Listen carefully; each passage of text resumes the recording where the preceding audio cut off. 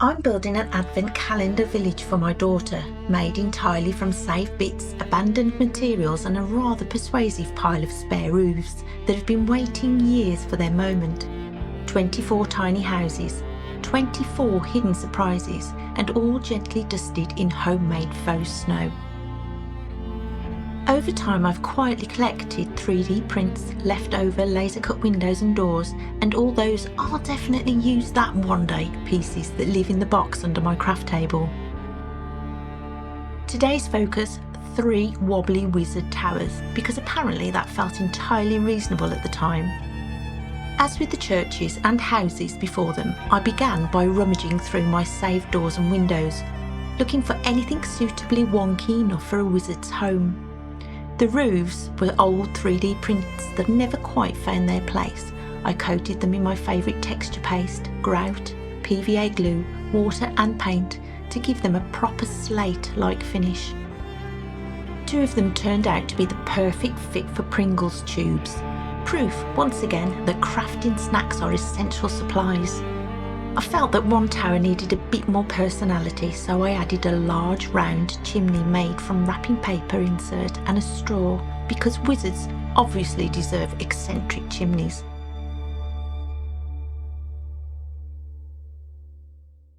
I cut out window openings so that lights could shine through, glued in leftover windows from my hogsmeade builds, then wrapped the base in paper clay rolled with a stone texture.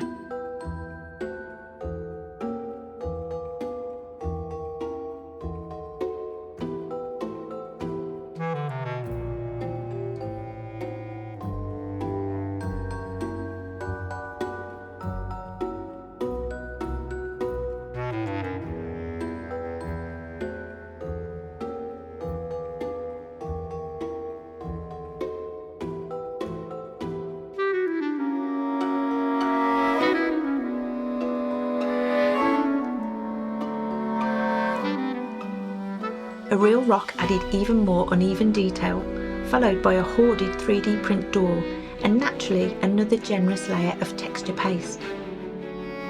The second tower followed the same steps, just without the chimney. The third roof, however, was wider and I didn't have a tube to match, so I sliced a cardboard insert down the middle and fitted it to a leftover box from the previous churches. That worked briefly. I didn't love the squareness at the back, so instead I built around it using spare craft foam. This time I rolled stone details directly into the foam as a template, then cut the individual stones with a craft knife and embossed the edges with a pointy tool, very satisfying if slightly fiddly.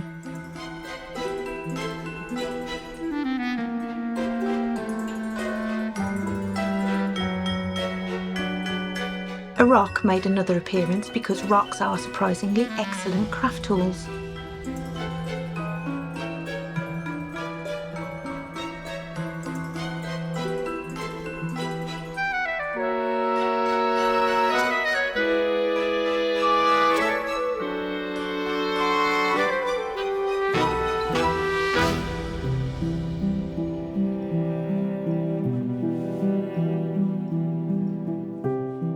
The foam was glued around the base, stone textured foam clay added to the front, and everything coated in texture paste. Once dry, the inner box could be removed.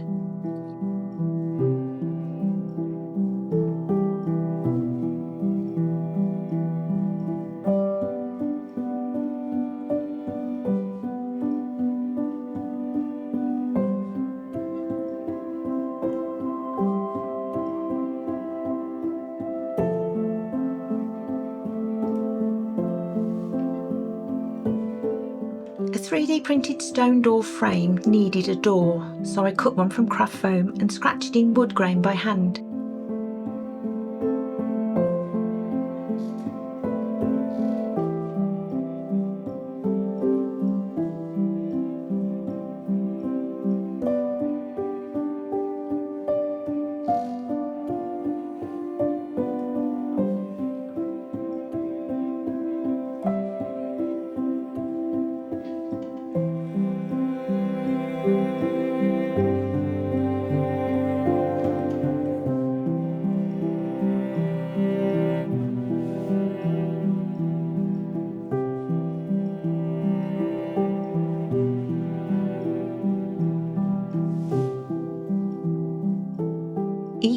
individual stone was painted in greys and muddy greens, and then dry brushed dark and light for depth.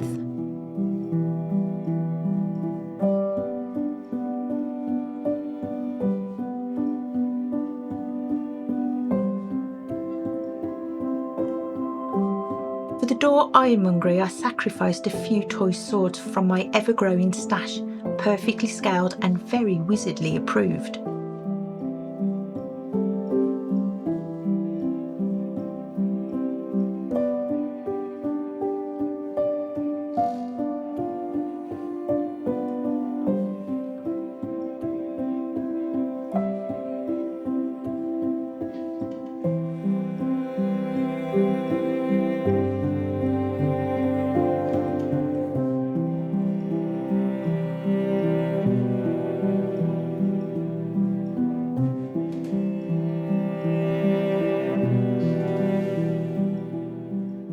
The other two towers were painted in the same way before the roofs received their final bit of magic, one purple, one blue, and the largest finished in gold.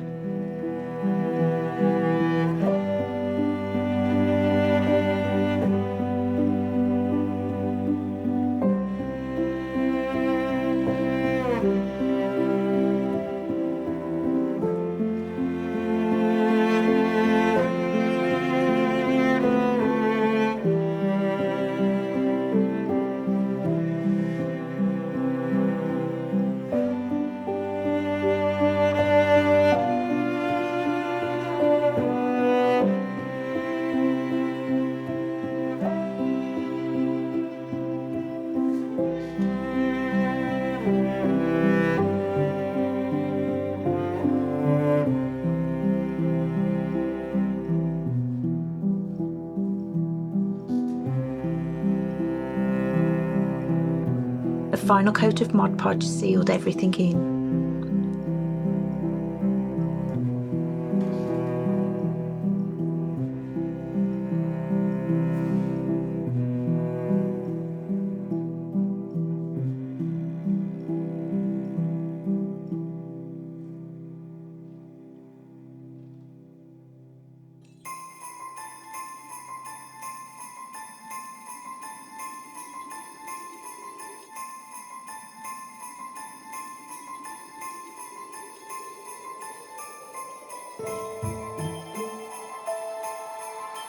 I wanted to reuse these buildings for backdrops in future projects, and so the snow needed to be removable and made from whatever I already had to hand. A bit of experimenting with clear PVA glue and baking powder followed, including a brief dramatic fizzing stage where I wasn't entirely convinced it was going to behave.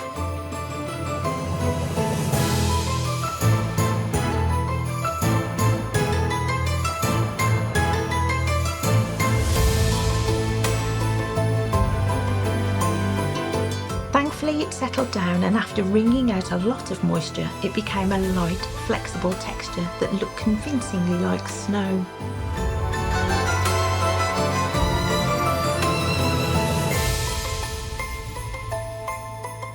Each building was wrapped in cling film, layered with glue-soaked toilet tissue and finished with the snow mixture. Once everything was dry, the whole snowy layer lifted away neatly, leaving behind removable roof caps for each tower. Just what I was hoping for. Each gift was wrapped and numbered, not the houses, so Willow has to hunt for the right building each day. Inside, a battery tealight glows softly through those colourful windows, and that's 3 more buildings finished for this part of the Advent village.